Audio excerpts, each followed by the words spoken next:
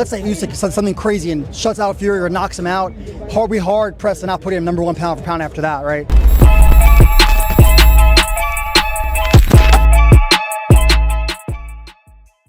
Boxing fans, we're here in Riyadh. I'm here with Mike Coppinger. First of all, good to see you down. You seem really warm. It is humid out here.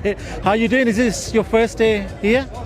Second day here, but my flight was delayed coming from Miami, 14 hours to Doha. But look, I live in Miami. I'm used to the heat, so this is nothing new. Second time in Riyadh. I was here in December 2019 for a Ruiz Joshua rematch.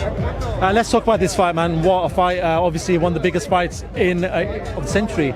Oleksandr Usyk, Tyson Fury. And now there's a few narratives playing out for this fight. A lot of people who analyze and former fighters say maybe Oleksandr Usyk's a bit weak to the body. Maybe that's a target area for Tyson Fury. When I asked John Fury, his dad, this question, he just laughed it. He just laughed it off to say, listen, I think we're looking into that. But what do you make of that narrative? I mean, look, you always hear people say, oh, that guy doesn't like it to the body. Nobody likes it to the body. It's a body shot. But Usyk, I think, has been vulnerable to the body before. We saw some, you've seen it before.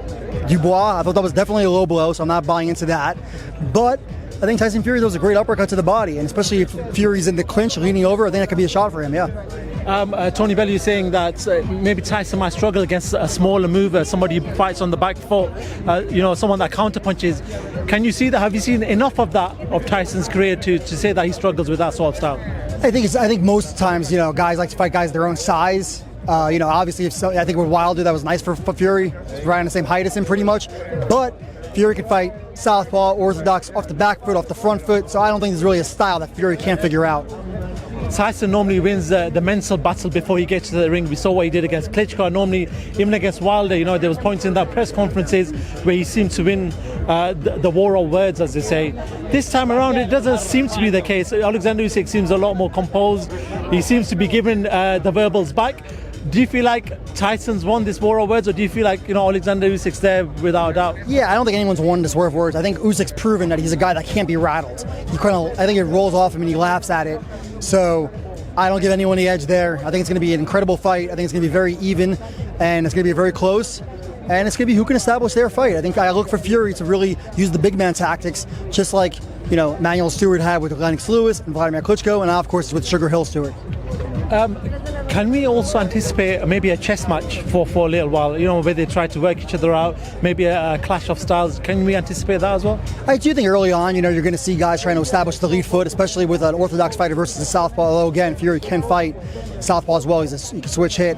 But look, I think so much on the line, so much stake, so much money being paid. I think these guys are going to put on a great fight. I don't see these guys trying to dance around for 12 rounds. I don't want to give you a prediction because obviously you're in that place in the sport where you're quite high up, and I'm sure you're going to talk to both fighters at some point.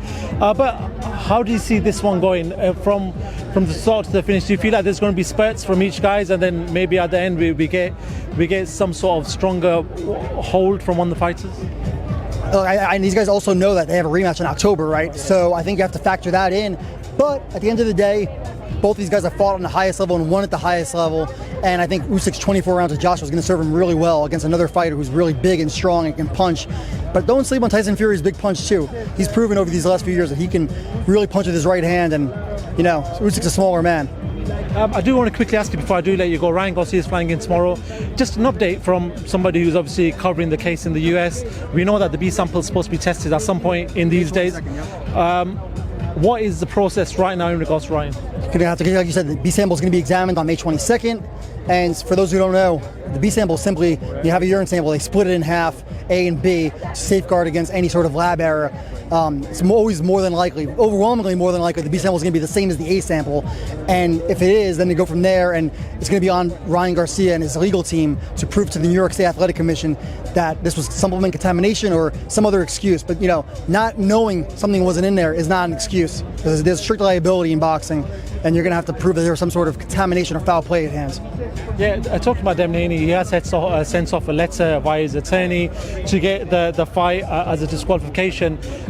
Do you think that can happen? Have we ever seen things like this happen in the past? We have seen it happen in the past. It was actually the same banned substance, Austrian, that Lucien Brute took for his draw against Bellew Jack, WBC super middleweight title fight. That was a draw that got changed to a DQ for Jack, so there is precedent. I don't expect that to happen necessarily.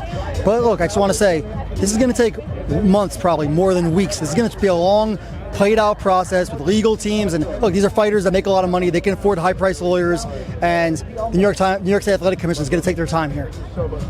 I do want to ask you quickly, whoever wins this fight on May the 18th, where do they rank first of all in the where would you even give them an argument to put them into the all-time list of fighters? Yeah, obviously, I think they're both all-time greats, and whoever comes out on top of these series of 2 fights, I think if Fury could beat Usyk twice and then fight Joshua and beat him next year, certainly he's one of the top 10 all-time great heavyweights and the best heavyweight of his era. There's actually an argument, a debate online about the top 3. We saw Inoue do his job, we saw Canelo do his job a week before that. Crawford's going to fight in LA. How are you seeing this? Because it seems to be riling up online quite a bit. Look, I think Crawford and Inoue, 1A, 1B. You can't go wrong with either guy. I have Crawford number 1, but I would not. But look, if Usyk can beat Fury, and let's say Usyk says something crazy and shuts out Fury or knocks him out, hard pressed to not put him number 1 pound for pound after that, right? Makes sense. Mike, it's always a pleasure to talk to you, sir. Thank you very much for talking to Pro Boxing fans. Speak to you soon, sir. Thank you very much. Have a good one.